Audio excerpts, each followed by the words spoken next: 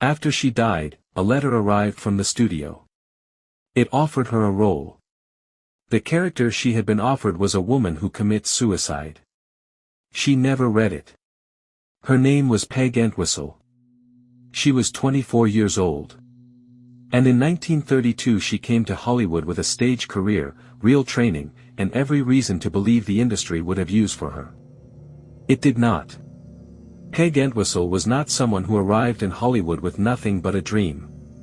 She was born in Port Talbot, Wales, in 1908. Her family moved to London, then to New York when she was a child. Her father was killed in a road accident when she was a teenager. She and her brothers were raised by their Uncle Harold. She trained seriously. She studied theater.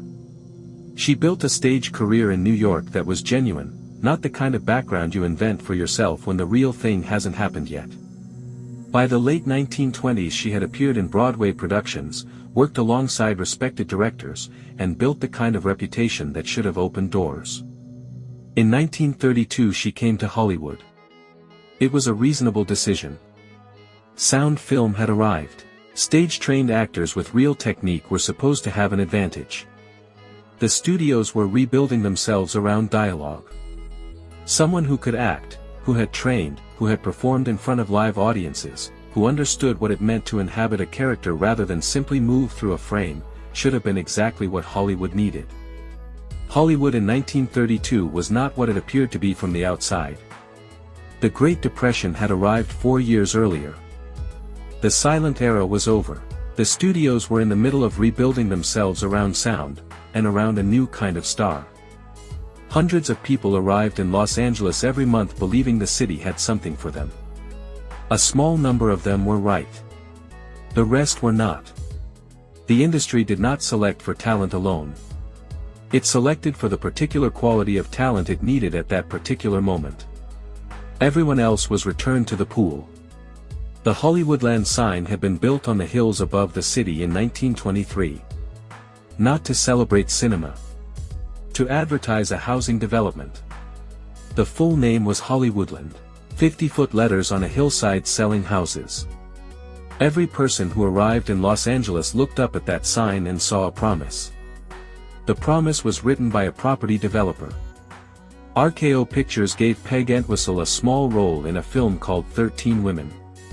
It was a horror mystery. She played Hazel Cousins, a supporting character with a meaningful arc in the original production. When the film was released, her scenes had been cut. Not trimmed. Cut.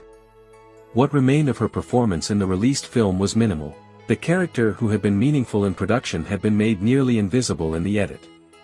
RKO offered her nothing else. No explanation. No next role. No conversation about what might come after. The studio had made its assessment.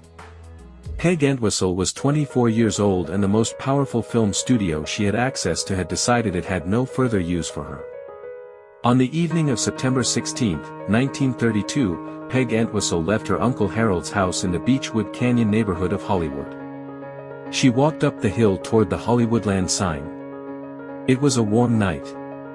She left her coat at the base of the sign. She left her purse. She left a note. She climbed the workman's ladder to the top of the letter H, the first letter of Hollywoodland. The letter H. She was 24 years old. A hiker found her body 2 days later, on September 18. She was in the ravine below the sign. Her Uncle Harold identified her from a bracelet she was wearing. The note she had left was found in her coat. It was delivered to the police. It read, "I am afraid I am a coward. I am sorry for everything.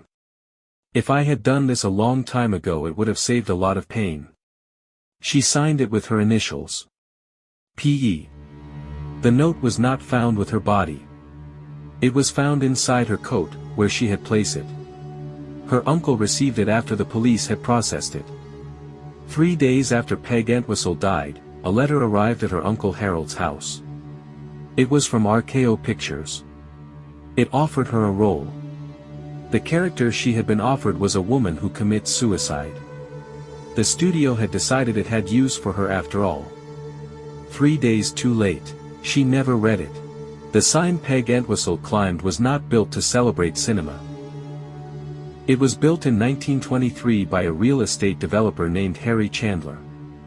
He was selling housing lots in the Hollywoodland development, a new neighborhood in the hills above Hollywood. The sign was meant to last 18 months. It was a temporary advertisement. 50-foot letters on a hillside saying, "Buy a house here." Every person who arrived in Los Angeles and looked up at those letters, every person who saw Hollywoodland and felt the promise of it, was looking at a billboard. The city was not making a promise. A property developer was making a sale. The land portion of the sign was eventually removed in 1949. The city of Los Angeles took ownership of what remained. The sign was restored, maintained, protected. It has been called the Hollywood sign ever since. Nobody who looks at it now sees the full name. Nobody who looks at it now sees what Peg Entwistle saw. Peg Entwistle came to Hollywood with a stage career, real training, and genuine talent.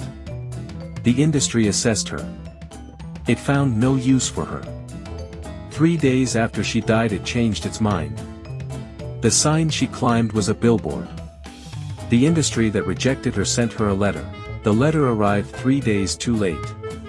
Her name was Peg Entwistle. She was 24 years old. Subscribe. If you or someone you know is struggling, the 988 Suicide and Crisis Lifeline is available in the US. Call or text 988. Next week. A 1925 film that Universal Pictures accidentally gave away for free. A makeup so horrifying the studio kept it secret until opening night. A director and a star who refused to speak to each other for the entire production. The Phantom of the Opera. Episode 18. It always getting scarier.